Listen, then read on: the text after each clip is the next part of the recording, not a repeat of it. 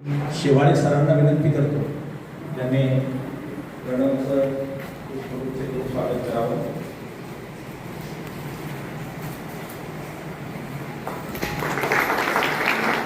त्यानंतर विद्यार्थी प्रतिनिधी कुमारी अश्विनी विजय वाघ तिच्या स्वागतासाठी मी देशमुख मॅडमना विनंती करतो की त्यांनी कृपया कुमारी अश्विनीचं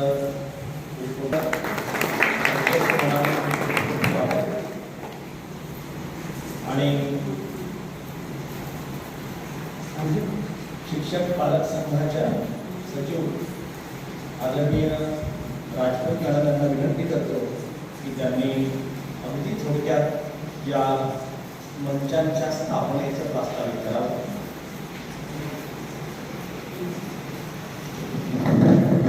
कार्यक्रमाचे अध्यक्ष उपप्राचार्य श्री दंडे सर, पर्यवेक्षिका आदरणीय खेडेकर मॅडम, मंचावर उपस्थित सर्व पालक प्रतिनिधी, उपाध्यक्ष साळवे सर, वैशालीताई आणि जयश्रीताई आणि विद्यार्थी प्रतिनिधी आणि विद्यार्थिनी प्रतिनिधी, तसेच आज या ठिकाणी स्थापना होऊ घातलेल्या तिन्ही विभागाचे प्रमुख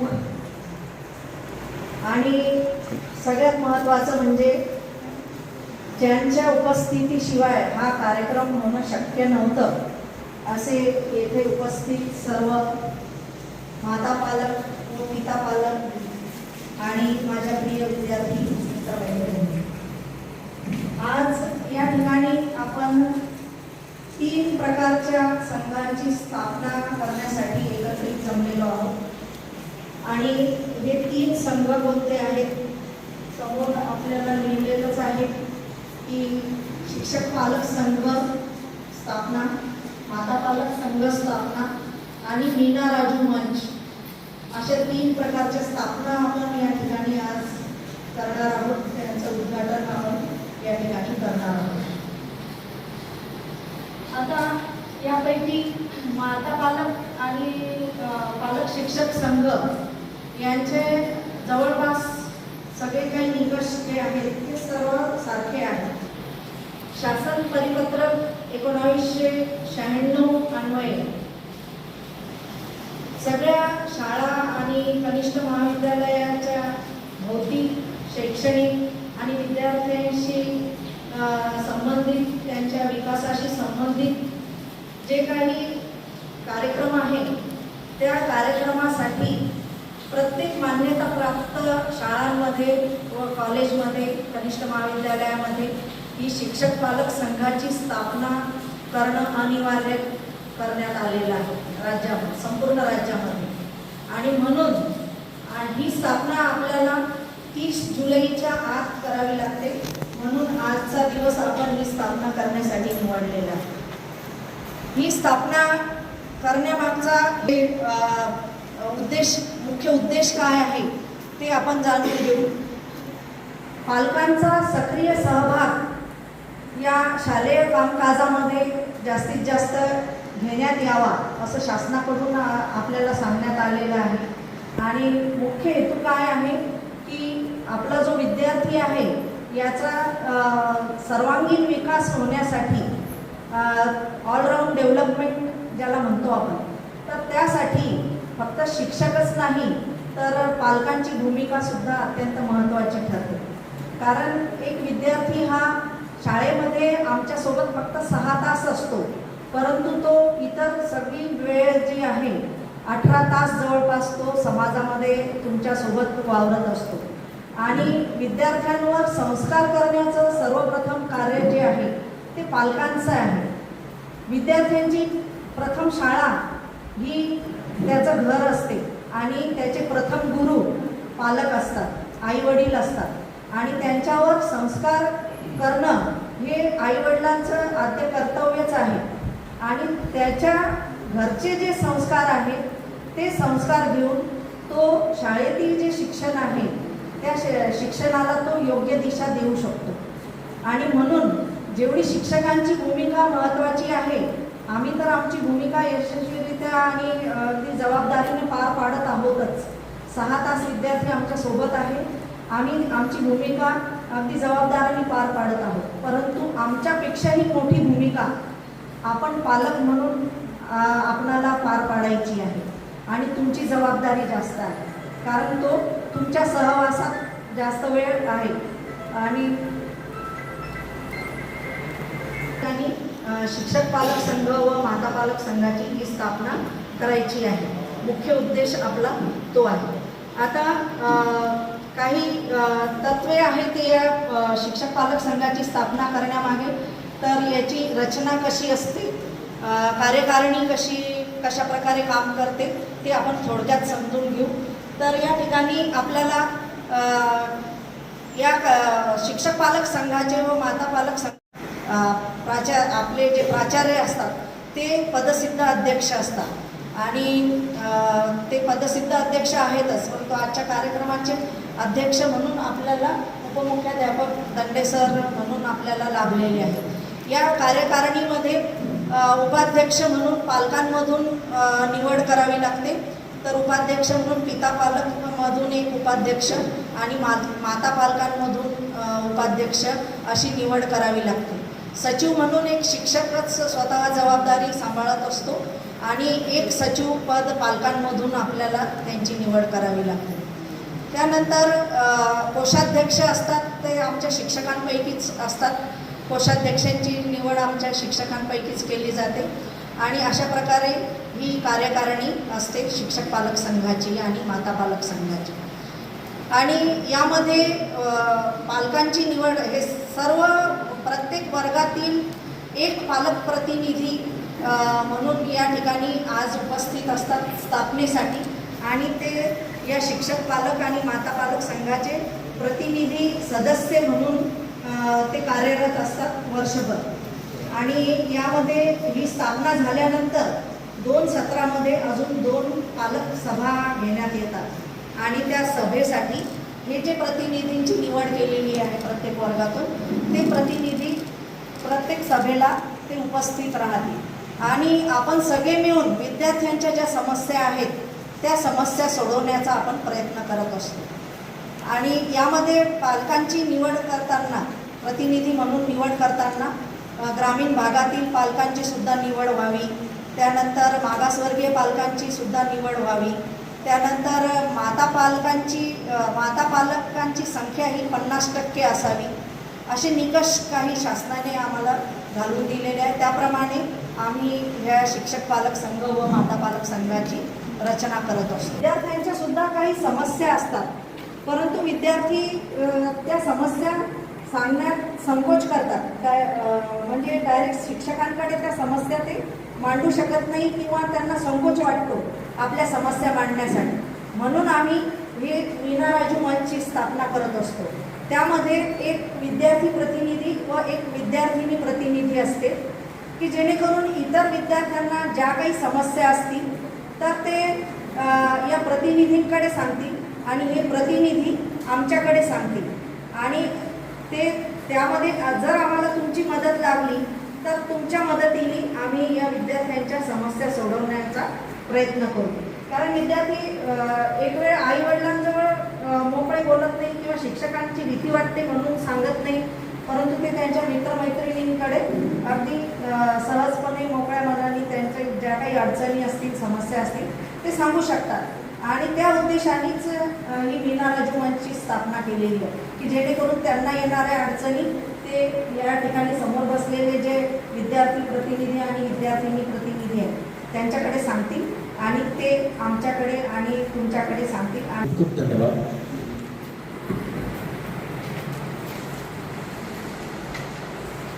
त्यानंतर आपल्या शिक्षक पालक संघाचे पिता पालकांमधून निवड झालेले उपाध्यक्ष म्हणून लाभलेले श्री प्रदीपजी साळवे साहेब यांना विनंती करतो की त्यांनी आपलं मनोगत व्यक्त करावं. विद्येची देवता माता सरस्वती तसेच सर्वच महापुरुषांना विनम्र अभिवादन करून आजच्या या शिक्षक पालक संघाच्या स्थापनेच्या कार्यक्रमाचे अध्यक्ष सन्माननीय दंडे सर तसेच पालक संघाचे उपाध्यक्ष जयश्रीताई आणि विद्यापीठावर उपस्थित सर्वच मान्यवर बंधूंनो, आज या शिक्षक पालक संघाची जी स्थापना आहे ती खरोखर हा शासनाचा जो उपक्रम आहे तो चांगला आहे। या अगोदर पालक मेळावे होत होते। या पालक मेळाव्यामध्ये शिक्षक आणि पालक यांच्यातला दुवा हा विद्यार्थी मानला जातो, कारण शिक्षकांची आणि पालकांची जी भेट घडून येत होती ती विद्यार्थ्यांमुळे घडून येत होती। परंतु आज जो शासनाने उपक्रम राबवला आहे आणि ज्याची स्थापना आज आपल्या या विद्यालयामध्ये होत आहे, त्या शिक्षक आणि पालक यांच्यात थेट संवाद होणार आहे। आणि या स्थापनेचं मी खरोखर पालक संघाच्या वतीने तसेच सर्व इथे उपस्थित माता भगिनी, माझे मित्र परिवार यांच्या वतीने मी स्वागत करतो आणि या ठिकाणी मला बोलण्याची संधी दिली आणि जो मानपान दिला बरोबर आयोजकांचे आभार मानतो आणि थांबतो। यानंतर आपल्या विद्यार्थ्यांच्या आपल्या पाल्यांच्या ज्या समस्या आहेत त्या बरोबर आपण इथे मांडू। त्यांच्या जर काही अडीअडचणी असल्या तर त्या शिक्षकांपर्यंत आपण पोहोचवण्याचा नक्की प्रयत्न करू। एवढेच बोलतो आणि थांबतो। जय हिंद। धन्यवाद दादा, खूप खूप छान शब्दांमध्ये दादांनी मनोगत व्यक्त केलेलं आहे।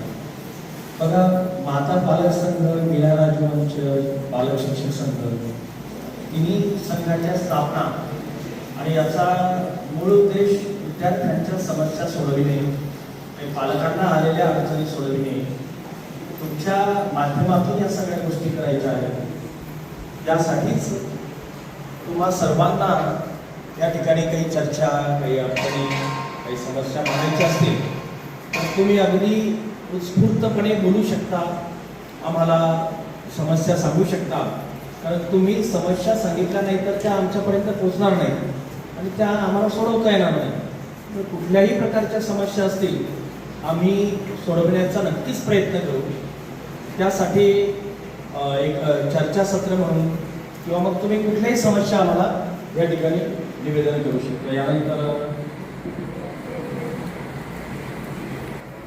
उपाध्यक्षा म्हणून आपल्याला जयश्रीताईंना विनंती करतो की त्यांनी आपलं मनोगत व्यक्त करावं।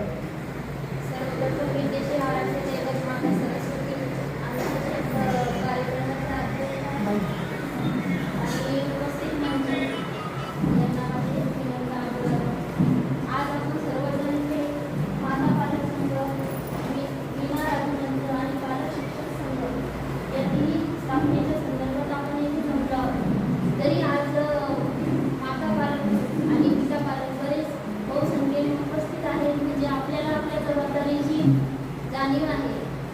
आणि हे संघ स्थापन होण्यामागे मूळ उद्देश म्हणजे मुलांच्या समस्या, त्यांना काही अडचणी असतील त्या आपण मोकळेपणाने इथे सांगता याव्या म्हणून याची स्थापना होत असते। आणि आपणही फक्त शाळेत मुले पाठवली आणि आपली जबाबदारी तिथे संपत नाही, तर शाळेत मुले आपले येतात, त्यांना काय अडचणी आहेत, शाळेत शिक्षकांनी दिलेला अभ्यास आहे, तसेच मुलांच्या काही समस्या असतात त्या आपण शिक्षकापर्यंत पोहोचवल्या पाहिजे आणि मोकळेपणाने संवाद साधला पाहिजे। त्यामुळेच मुलांचा विकासात आणि त्यांच्या अडचणी सोडवण्यास मदत होत असते। मुले म्हणजे शाळेत आले, फक्त शिक्षण घेतलं म्हणजे त्यांचा विकास झाला असे नाही, तर मुले म्हणजे चांगले नागरिक आणि माणुसकी, त्यांचं उत्तम चारित्र्य घडले पाहिजे, म्हणूनच मुले घडली असं आपण संदर्भात आणतो। आणि आयोजकांनी मला येथे बोलण्याची संधी दिली याबद्दल मी त्यांचे धन्यवाद मानते आणि माझे 2 शब्द सांगते। प्रत्येकालाच वाटतं की माझ्या मुलाला बसमध्ये बसल्यानंतर खिडकीवाली शीट मिळायला पाहिजे आणि ती मिळाली म्हणजे बाकीचे उभे की बसलेले याचा आपण विचारच करत नाही। परंतु आम्हाला प्रत्येकाचाच विचार करावा लागतो, कारण एखाद्याचा अंधारात कोटी रुपयाचा हिरा जर पडला त्याला सापडण्यासाठी 5 रुपयाची मेणबत्ती एवढीच कामाची असते त्या क्षणी की जो आपल्याला कोटी रुपयाचा हिरा शोधून सापडून देते. त्यासाठी आम्हाला प्रत्येक मुलगा आमच्यासाठी त्या मेणबत्तीप्रमाणे आहे, तेवढंच महत्त्व आम्ही प्रत्येक मुलाला देतो. त्याला लहान उच्च नीच काही नेणे भगवंते, संत वैष्णवाप्रमाणे आमच्याकडे उच्च नीचता कुठल्याच प्रकारची नाही आणि आयुष्यात कधीच नसणार. म्हणून तुम्हाला विनंती की घरी आल्यानंतर तुमच्या पाल्याचं दप्तर चेक केलं गेलं पाहिजे, त्याची संगत चेक केली गेली पाहिजे. मुली नेमकं कोणासोबत राहतात, कुठे जातात, काय करतात, दिवसभर शाळेतच त्यांचं पूर्ण काळ जातो का, या सगळ्या गोष्टी आपल्याला प्रत्येक पालकाला वाटतं की नाही माझा मुलगा हिरोच आहे आणि प्रत्येक आईला वाटतं की नाही माझी मुलगी हिरोईनच आहे, परंतु त्यांच्यात काय काय अडचणी आहे ते आम्हाला माहिती आहे आणि त्या दूर करण्यासाठी या सगळ्या मंचांची स्थापना आहे. यानंतर मी माता पालक संघाच्या उपाध्यक्ष सौ वैशाली त्यांना विनंती करतो की कृपया त्यांनी त्यांचं मनोगत व्यक्त करावं. व्यक्त करायचं असेल तर कृपया या.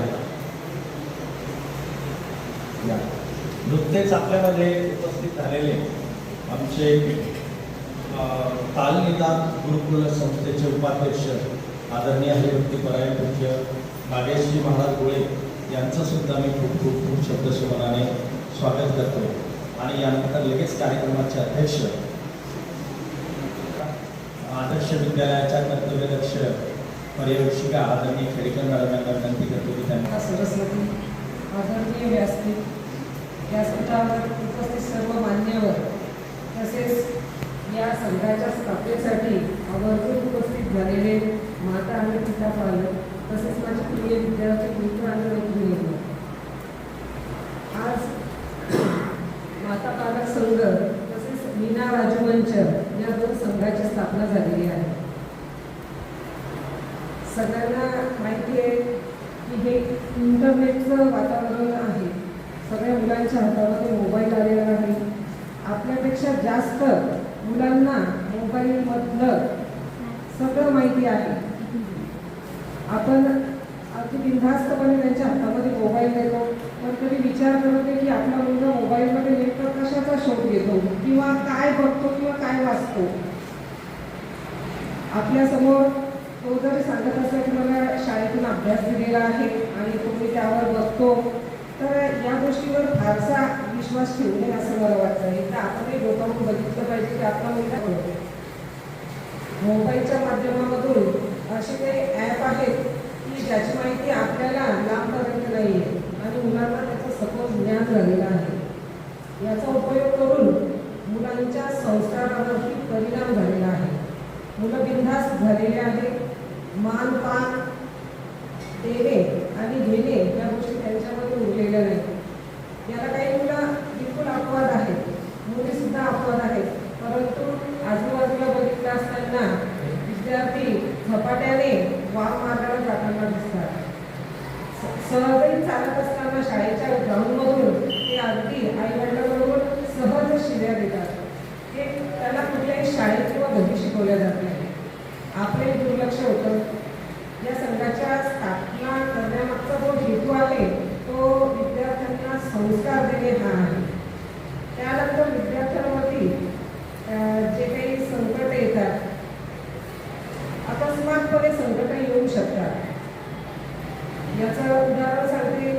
बोलण्याच्या ग्रुपमध्ये जर मुलं उभे असले, एखाद्याने जर दुसऱ्याला शिवी दिली, एखाद्या ग्रुपमध्ये जेवढे विद्यार्थी आहेत त्यांना मारण्याचा कळ बाकीचे विद्यार्थी असतात. अकस्मात आलेलं संकट असतंय. सदर विद्यार्थी सांगतो माझा काय दोष नाही. ते मी एक साधं उदाहरण सांगते. अशा रोजच्या घडामोडी ह्या शाळेच्या बाहेर घडताना दिसतात. हे मुलं घरी बिलकुल सांगत नाही, मुलीसुद्धा काहीच सांगत नाही. तरी आपण आपल्या मुलीची, आपल्या मुलाची संगती कोणासोबत आहे, ट्युशन किती वाजता आहे, तो शाळेत किती वाजता जातो, येतो कसा, त्याच्या वयाच्या पाठीमागे काय लिहिलेलं आहे, ते जर आईने लक्ष घातलं, बाबांनी लक्ष दिलं, तर बऱ्याचशा जे काही वाईट परिणाम भविष्यात घडू शकतात त्याला आळा बसू शकतो. अनेक मुलं हे बोलतच नाही, अबोल असतात. मग त्यांचं जे मानसिक स्वास्थ्य आहे ते बरोबर नाही का याचा आपण कधीच विचार करत नाही. बिलकुलच बोलत नाही, जेवत नाही, विचारत असतो, कधी आपण त्याच्याकडे लक्ष दिलं का की आपला मुलगा असा चूप का राहतो, अबोल का झालेला आहे, याला कुठलं टेन्शन आहे का, याला कुणी रागवलं का, या संदर्भामध्ये आपण आपल्या मुलाचे मुलीचे मित्र म्हणून चौकशी केली पाहिजे. धाक दाखवणे, मारणे किंवा जरब बसवणे यापेक्षा त्याचं मानसिक स्वास्थ्य कोणत्या गोष्टीने ठीक होऊ शकतं त्याला मित्र म्हणून जर जवळ केलं तर तो आपोआपच बाहेर घडलेल्या सगळ्या गोष्टी तुम्हाला सहजपणे सांगू शकतो. ह्या सगळ्या गोष्टी या विद्यार्थ्यांच्या मार्फत तुमच्या मार्फत आमच्यापर्यंत जर पोहोचल्या तर याच्यावरती इथे सुद्धा उपाय निराकरण होऊ शकतात. मला आपल्याला सगळ्यांना एकच सांगायचं आहे की शाळा विद्यार्थ्यांच्या निरोगी आणि संस्कार रहित शिक्षणाची अंमलबजावणी करते. शिक्षण तर सर्वच घेतात, पण तो मनाने आणि शरीराने निरोगी असला पाहिजे. त्याचबरोबर तो 100% जरी घेत असला आणि व्यसनी झाला तर त्याचा काही उपयोग नाही. तर त्याच्यावरती चांगले संस्कार, मोठ्यांचा मान सन्मान देण्याची त्याच्यामध्ये प्रवृत्ती निर्माण झाली पाहिजे. यासाठी हे दोन्ही संघ कार्य करतात. आपण मला बोलायची संधी दिली त्याबद्दल तुम्ही सगळ्यांचे आपण ऐकून घेतलं त्याबद्दल सगळ्यांचे धन्यवाद देते आणि माझ्या शब्दाला पूर्ण विराम देते. अतिशय मार्मिक शब्दांमध्ये आदरणीय मॅडम यांनी त्यांचं मनोगत व्यक्त केलेलं आहे आणि खरंच ह्या सगळ्या गोष्टी तपासून पाहण्याची गरज आहे. मी एक वाक्य नक्की सांगेन, ज्याचा मुलगा किंवा मुलगी जर शिक्षित होऊन कुठेतरी समाजामध्ये अग्रगण्य स्थानावरती पाहिजे असेल तर त्या पालकाने त्या लेकराच्या हातात इयत्ता 12वा वर्ग पूर्ण होईपर्यंत अजिबात मोबाईल देण्याची गरजच नाही, मुळीच द्यायचा नाही. कारण लॅपटॉपवर त्याला बसवा, त्याच्याजवळ तो जर क्लास करत असेल ऑनलाईन तर तुम्ही स्वतः त्याच्याजवळ बसा आणि त्याला क्लास सोडून बाकीच्या गोष्टी तिथे सर्फिंग करायचं काम नाही. इंटरनेट सर्फिंग असेल, इतर गोष्टी सर्च करायच्या असतील, अजिबात त्याची गरज नाही. आणि मोबाईलची तर मुळीच नाही. आम्ही कधीच रेफर करत नाही की मुलाला मोबाईल द्या किंवा मोबाईलवर अभ्यास वगैरे असं कधीच शक्यतो आमच्याकडून अशा गोष्टी शक्यतो होत नाही. मोबाईलच्या अंतरच लेकराला ठेवल्या गेलं पाहिजे. यानंतर लगेचच मी आजच्या कार्यक्रमाचे सन्माननीय अध्यक्ष सगळे मुलं सांगतात की नाही आपण मोबाईलवर अभ्यास आलेला आहे. आता कोणीच असं सांगत नाही की नोटबुकवर अभ्यास दिलेला आहे म्हणून मग आम्हाला मोबाईल त्यांच्या हातामध्ये द्यावाच लागतो. गलत फक्त सरांपासून सुरू आहे. म्हणजे मला तसं नाही म्हणायचं.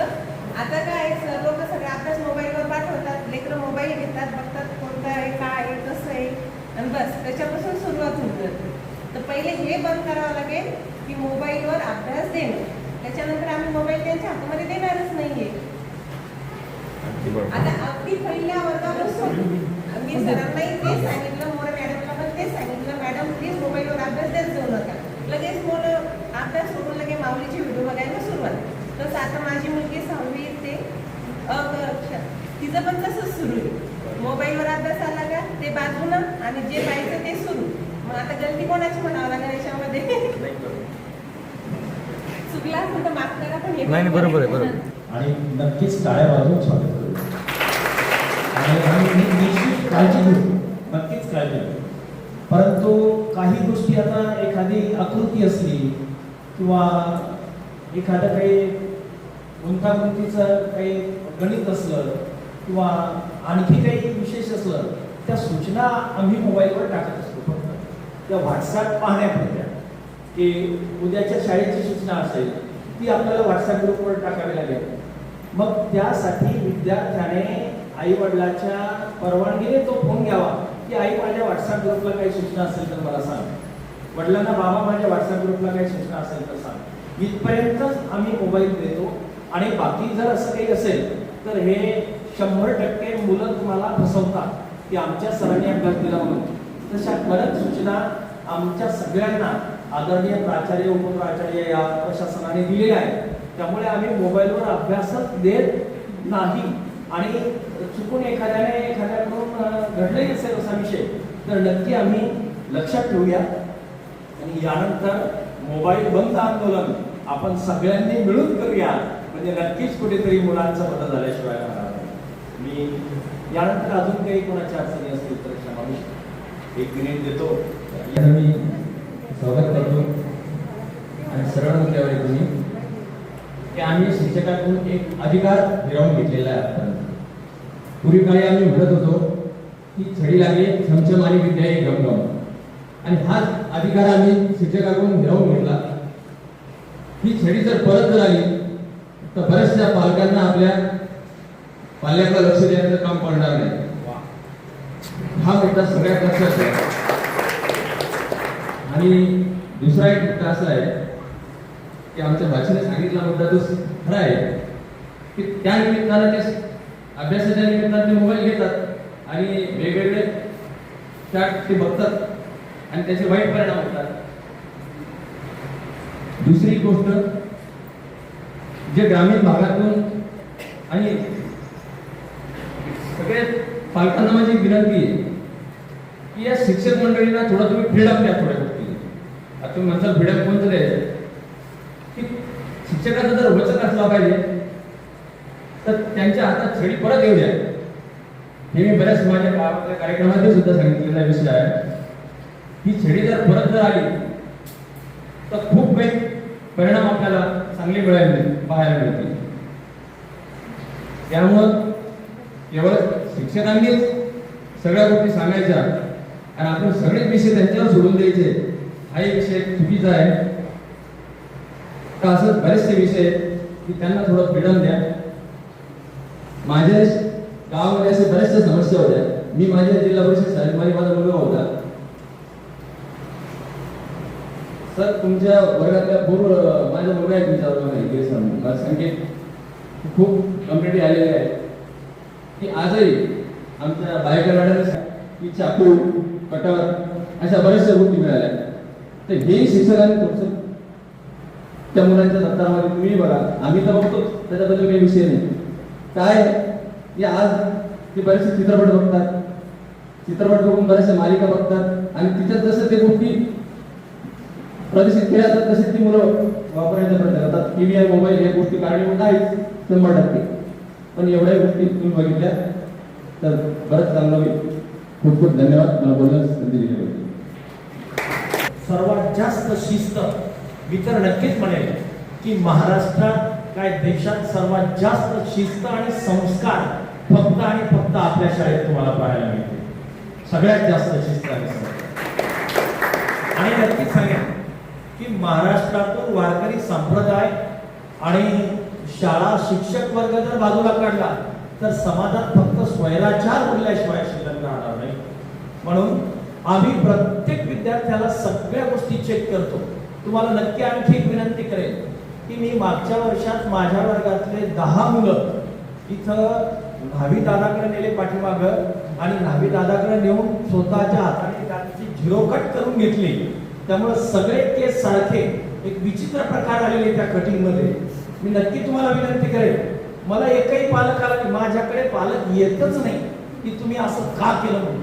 मी फार बघत असतो मुलांना. शिक्षक दादा म्हणते छडी लागे छमछम. आमच्याकडे ती पण व्यवस्था आहेच. ती तुम्हाला न सांगता आम्ही व्यवस्था करतोच. परंतु त्या गोष्टी आम्ही तेव्हाच शिक्षा त्या मुलाला होते की तो घरी सांगतच की मला शिक्षा झाली म्हणून. तर त्याचा गुन्हाच तेवढा मोठा असतो. त्यामुळे या सगळ्या गोष्टी अतिशय व्यवस्थित चालू आहेत आणि मी तुम्हाला नक्कीच विनंती करेल की त्याच्या केश रचनेकडे नक्की एकदा लक्ष द्या. तुम्हाला कळते ना आपल्या मुलाने कशी कटिंग करून आली, पटकन त्याला त्या वारकाकडे पुन्हा पाठवायचं. कारण किती रुपये घेतले याच्याकडून व्यवस्थित करून दे.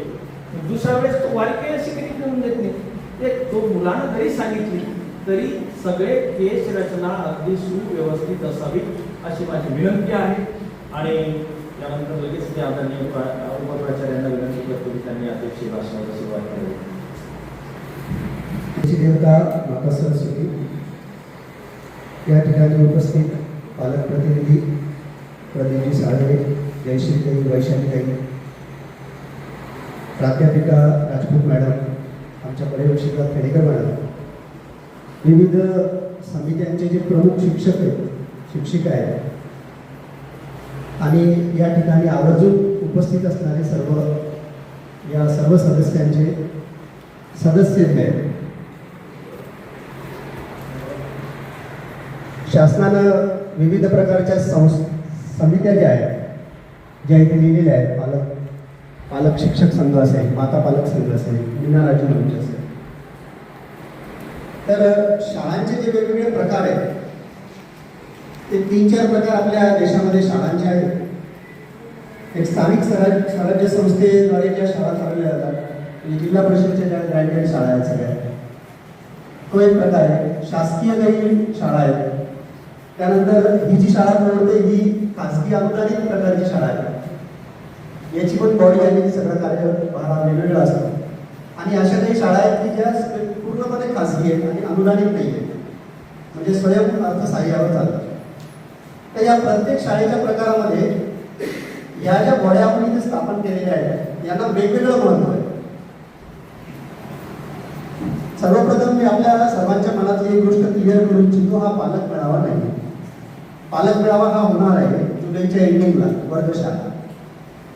आणि प्रथम सत्र संपण्यापूर्वी पूर्ण तुकड्यांचा एकत्र, म्हणजे 5वीच्या पूर्ण तुकड्यांचा एकत्र, 6वीच्या पूर्ण तुकड्यांचा एकत्र, असे 2 पालक मेळावे आपले या प्रथम सत्रात होणार आहेत आणि 2 पालक मेळावे द्वितीय सत्रात.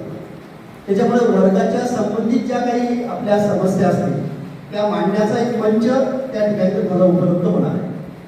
माझा या कार्यक्रमाचा उद्देश काय आहे, या समित्यांमध्ये असणाऱ्या सदस्यांचं महत्व काय आहे, तर शाळेमध्ये जे विविध प्रकारचे कार्यक्रम होतात त्यांना मान्यता देण्याचं काम या सगळ्या समित्या करत असतात. आम्ही आमच्या प्रोसिडिंगवर ते घेतो, तुमच्या स्वाक्षऱ्या असतात.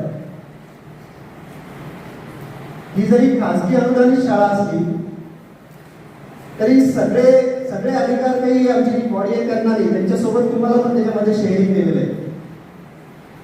माझ्या प्रथम सत्रात कोणते कार्यक्रम होणार आहे विशेषतः तुम्हाला या सगळ्या गोष्टींची माहिती पाहिजे. एक आता आषाढी एकादशीचा कार्यक्रम आहे. विद्यार्थ्यांना आपल्याला माहिती आहे आपण महाराष्ट्रामध्ये राहतो, आपलं मोठं कुलदैवत एका अर्थानं पांडुरंगाचं आहे आणि त्या वारकरी संप्रदायामध्ये सर्व जाती धर्माचे जो एकोपा आपल्याला दिसून येतो त्याचं छोटं स्वरूप शाळेमध्ये दिसावं म्हणून एकादशीचा जो कार्यक्रम आहे तो आपण या ठिकाणी घेतो. रिंगण घेतो, विविध प्रकारचे अभंग त्या ठिकाणी विद्यार्थी गातात, तो एक कार्यक्रम आपण घेणार आहे. त्यानंतर दहीहंडीचा एक सुंदर कार्यक्रम आपल्या शाळेमध्ये होत असतो, तो आहे. मी प्रथम सत्रात कोणते कार्यक्रम होणार आहेत ते आपल्या समोर सांगतो.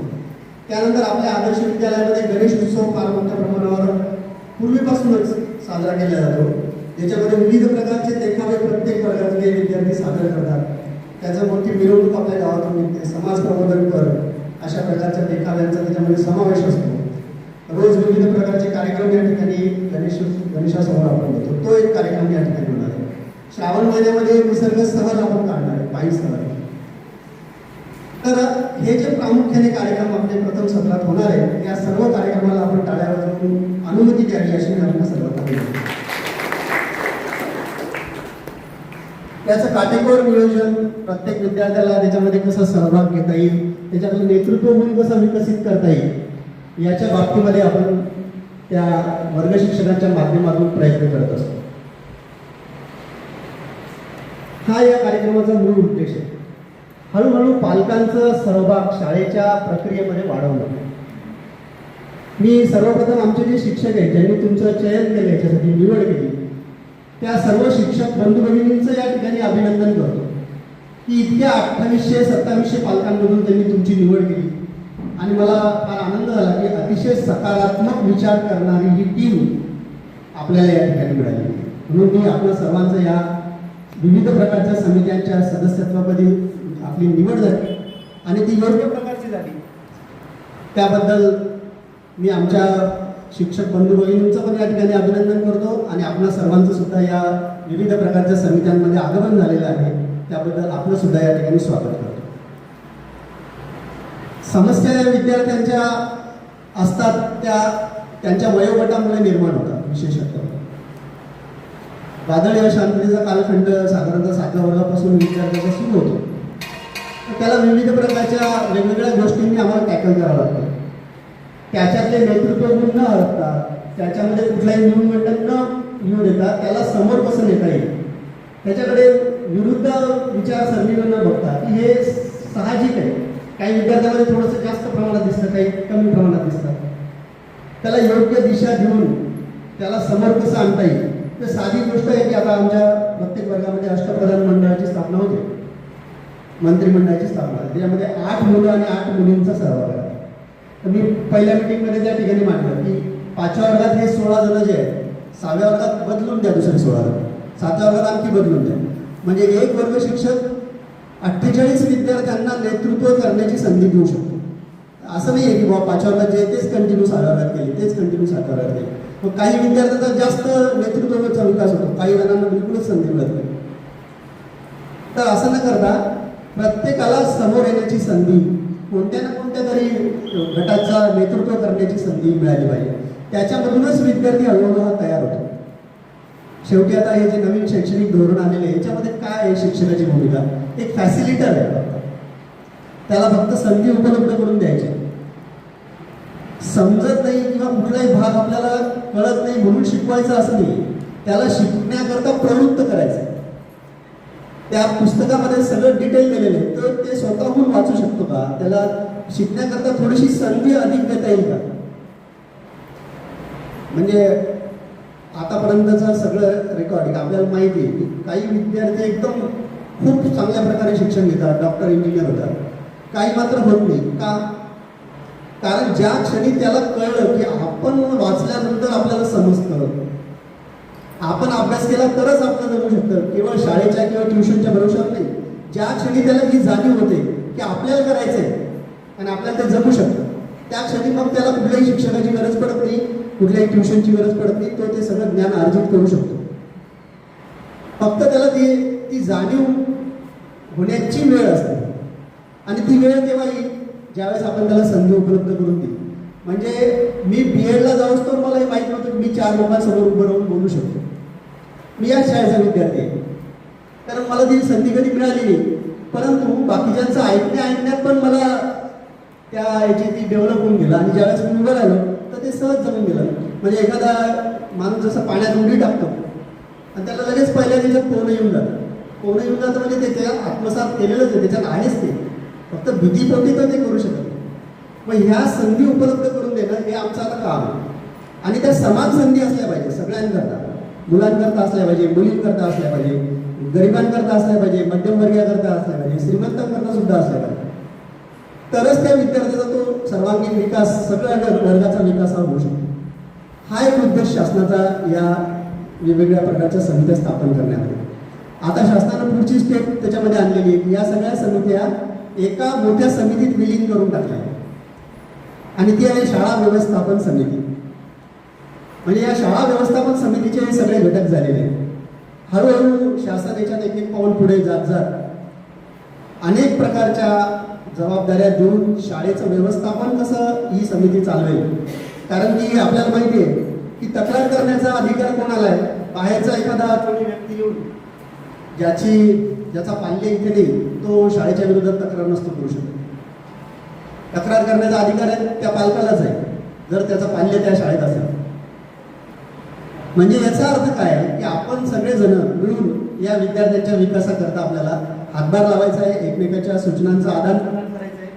आता 2-3 सूचना या ठिकाणी आल्या, मी त्या पालकांचं या ठिकाणी स्वागत करतो. तर मॅडमने या ठिकाणी सांगितलं की विद्यार्थ्याच्या हातात मोबाईल देण्याला शिक्षकच कारणीभूत होते.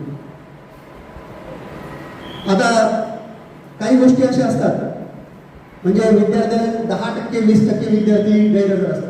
मी होमवर्क दिलं समजा तर त्या 10-20% विद्यार्थ्यापर्यंत ते पोहोचत असतात.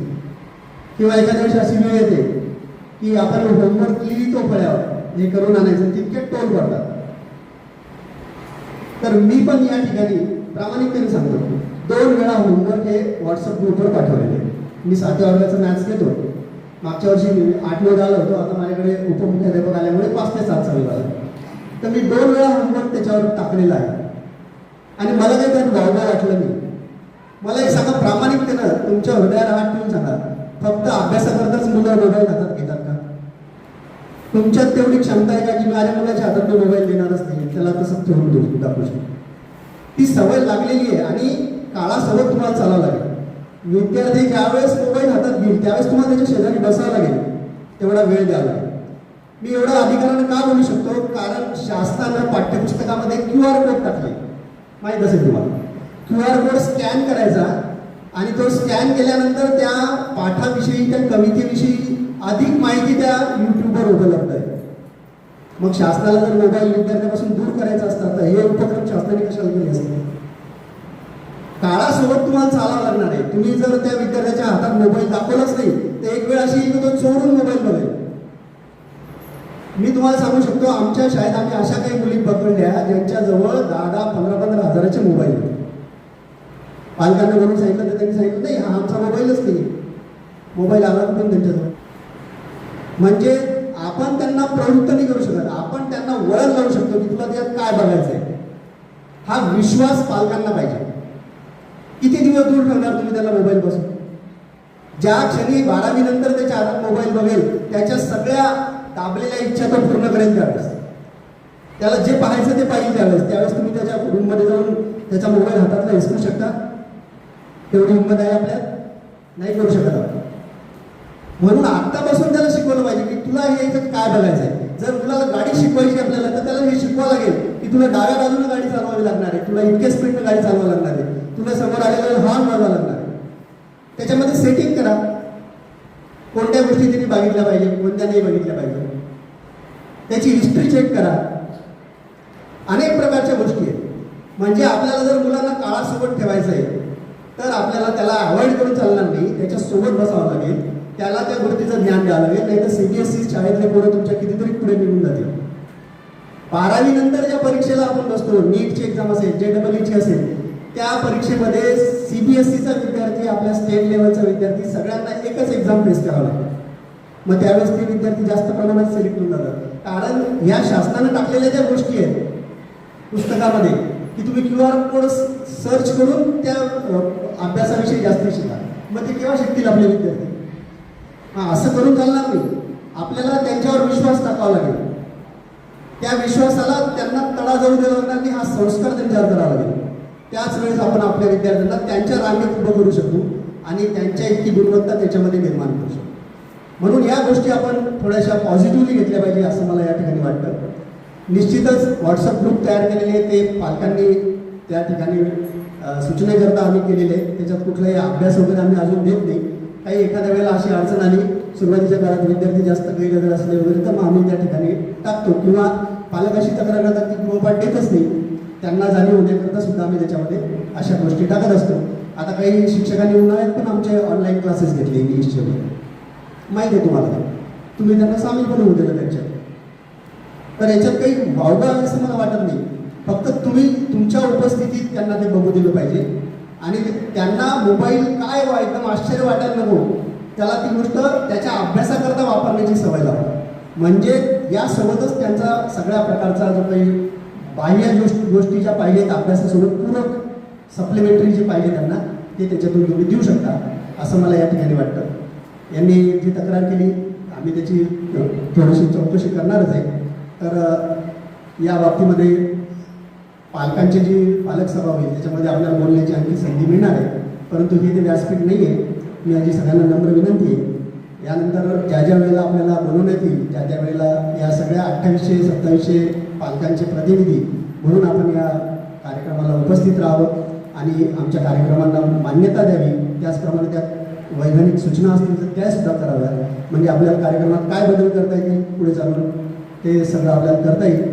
मान्य प्राचार्य जे या सगळ्या समितीचे अध्यक्ष आहेत आज त्यांची तब्येत ठीक नाही आहे, त्याच्यामुळे त्यांनी मला या कार्यक्रमाला जाण्याची आज्ञा केली. त्याप्रमाणे मी आलो आणि माझ्या परीने मी आपल्याला या ठिकाणी मार्गदर्शन करण्याचा प्रयत्न केला. सर्वांचे मनापासून धन्यवाद. विषय योग्य आणि उचित असं मार्गदर्शन सरांच्या शब्दांमधून आपल्याला या ठिकाणी मिळालेलं आहे. आणि सर्वप्रथम खरंच आपण लक्षात घेतलं पाहिजे की नेमकं तुमच्या सगळ्यांची निवड ही विशेष आहे. कारण विशेष पालक म्हणून आहे. त्या त्या वर्गातील त्या त्या प्रत्येक व्यक्तीला ही संधी मिळाली आहे आणि ज्या ठिकाणी ज्या वर्गात माझं बाल्य शिकतो त्या ती शाळा माझी आहे आणि त्या शाळेविषयी अगदी अलर्ट राहणं किंवा त्या शाळेविषयी सगळ्याच गोष्टीचा विचार आपल्याला करणं अतिशय गरजेचं आहे.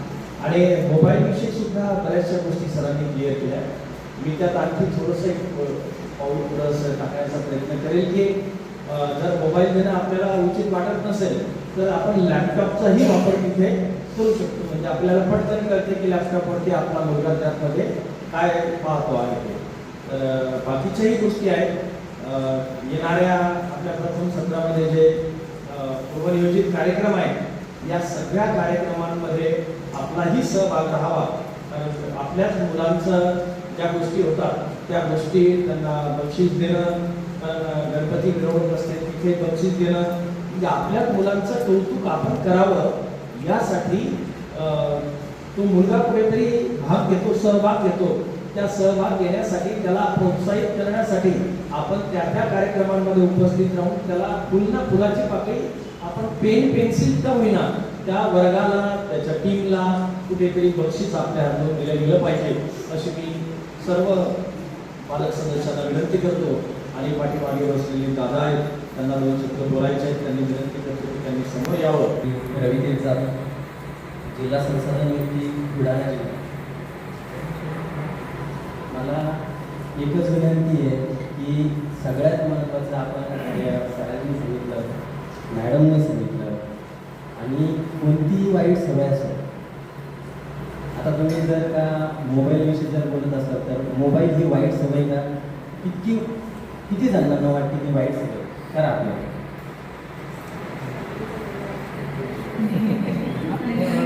आहे का वाईट? मग आपण सगळ्यात महत्त्वाचं त्यांना जे आपल्याला आपल्याकडून काय मिळलं पाहिजे त्याला की आपण त्यांना योग्य ते गाईड करणं त्यांना सगळ्यात महत्त्वाचं. की आपण खोलात गेलो पाहिजे की बाबा मी बी कसा घडलो, मी स्वतः कशी घडली, बरोबर आहे.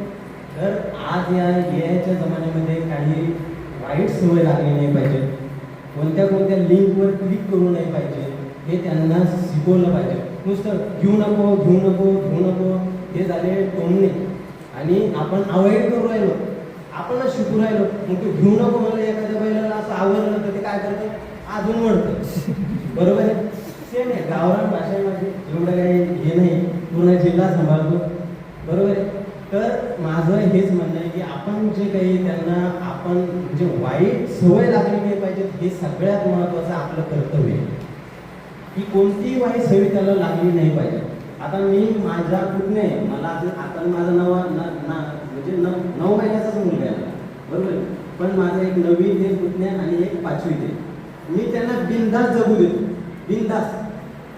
फक्त मोबाईल आणि विशेष म्हणजे मोबाईलही त्यांना देऊन देतो की पण मला त्या मोबाईलमधलं सगळं माहीत राहतं की त्याची सरांनी जशी सांगितली की हिस्ट्री चेक करा काय योग्य, फक्त त्याचं वाईट सवय लागली नाही पाहिजे हे सगळ्यात महत्त्वाचं आहे. दुसरी गोष्ट, आपली तुलना आपल्या मुलाची तुलना दुसऱ्या मुलासोबत अजिबात करू नका. कारण की सगळ्यात महत्त्वाचं काय आहे की ते आता 33 कोटी देव म्हणतात, बरोबर आहे. बघितले तुम्ही? अरे बाबा एक रवितेजमध्ये पण आहे, एक साहेबासोबत पण आहे, सगळ्या शिक्षणांमध्ये सगळे गुण आहे. तर हे 33 कोटी गुण सगळ्यांमध्ये त्याच्यात पण एक वेगळा गुण आहे तो तुमच्यात पण नाही आहे. आणि विशेष म्हणजे छोटे छोटे जे मुलं आहे हे तेव्हा घरची फुलं असतात, इतकं काही शिकवतात ते आपल्याला, इतकं काही शिकवतात की आपल्यालाही सुद्धा माहीत नाही. असे प्रश्न काही करतात ते की आपल्याला दिमाग घालून टाकतात. म्हणजे योग्य तो वापर आणि योग्य तो गाईड त्याला हे सगळ्यात महत्त्वाचं सांगणं महत्त्वाचं आहे. कोणाची तुलना कोणासोबत करू नये. जर तो एखाद्या विषयात कमी असेल तर त्याच्यामध्ये त्याला मदत करा. आणि व्हिडिओच्या माध्यमातून सरांनी जर सांगितले की ते अधिक माहितीसाठी तो बारकोड स्कॅन करावा लागतो, त्या अनुषंगाने कर. मागच्या हप्त्यामध्ये 22,000 करोडचा स्कॅम झाला. 22,000 करोड म्हणतो मी मागील हप्त्यामध्ये. तर तो असा होऊ नये म्हणून OTP वगैरे शेअर करू नका. मुलांना सांगा की बाबा नको त्या लिंकवर क्लिक करू नका. विनाकारण आपली जेवढी कमाई येते त्या अख्ख्या 10 मिनिटात जाईल. याचा वापर सगळ्यात महत्त्वाचा करावा. आणि मी आजची तारीख बघा किती छान आहे, 21/7 असं काहीतरी त्याच्यातून आहे. 21/7 म्हणजे 217. आता मला तर याच्यातून हे शिकायला भेटलं, 217 म्हणजे किती खास मुहूर्त आहे हा. या तिन्ही पाल्ले याच्यामध्ये येऊन राहिले 217. म्हणजे आपणच त्याला नुसता 7 नाही द्यायचा आहे, त्यांनी पण म्हणजे त्यांनीच आपला फक्त साथ नाही घेतला पाहिजे, आपणही त्यांना साथ दिला पाहिजे. आणि मला खरंच चांगलं वाटलं की हे खरंच पालक मेळावा होता. मी आलो त्या पालक मेळाव्यानुसार, पण ही समिती स्थापन झाली. त्या समिती स्थापन करण्यासाठी खरंच माझ्या खूप साऱ्या शुभेच्छा आहे. आणि योग्य ते या ज्या संघ जो निर्माण केला आहे त्याच्यातून योग्य काहीतरी चांगलंच घडावं अशी ईश्वरचरणी प्रार्थना करतो आणि माझे 2 शब्द थांबवतो. धन्यवाद. धन्यवाद दादा, खूप खूप धन्यवाद. आणि पुनश्च एकदा त्यांनी केलेल्या त्या मार्गदर्शनाचं प्रत्येक जण पालन करेलच. आणि पुन्हा पुन्हा वेळ येते तिथेच आभारप्रसंग घ्या. आणि कृपया आभार. आज अत्यंत उत्साहात माता पालक संघ, शिक्षक पालक संघ तसेच राजू व मीना मंच याची 2026-27 या सत्रामध्ये स्थापना यशस्वीपणे झालेली आहे. आजच्या या कार्यक्रमाचे अध्यक्ष म्हणून आपल्या आदर्श विद्यालय व कनिष्ठ महाविद्यालयाचे सन्माननीय उपप्राचार्य श्री दंडे सर यांनी अध्यक्षपद स्वीकारले. तसेच वेळात वेळ काढून ते कार्यक्रमास उपस्थित झाले व आपल्याला योग्य असे मार्गदर्शन केले, त्याबद्दल मी त्यांचे मनपूर्वक आभार मानते.